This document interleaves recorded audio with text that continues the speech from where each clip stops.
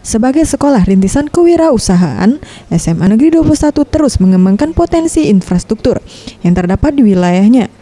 Salah satunya, tanah yang digunakan untuk bercocok tanam dan peternakan yang khusus disediakan untuk siswanya. Menurut Zulkifli, Kepala SMA Negeri 21 mengatakan, pihaknya telah menyiapkan lahan seluas 2 kali 200 meter persegi di perkarangan belakang sekolah.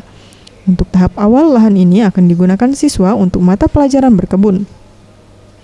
Selanjutnya, lahan tersebut akan dikelola kembali menjadi peternakan. Hal ini dilakukan guna mengembangkan potensi siswa agar dapat melaksanakan praktek sesuai dengan bidang keahliannya masing-masing, sesuai dengan program sekolah di tahun ini. Ditunjuknya SMA 21 ini sebagai sekolah percontohan kewirausahaan. Jadi wirausaha itu sendiri banyak macam, mulai dari budidaya pertanian, budidaya peternakan, kuliner dan lain-lain. Jadi sebagian yang ke pertanian itu kita ada lahan 20 kali 200 meter.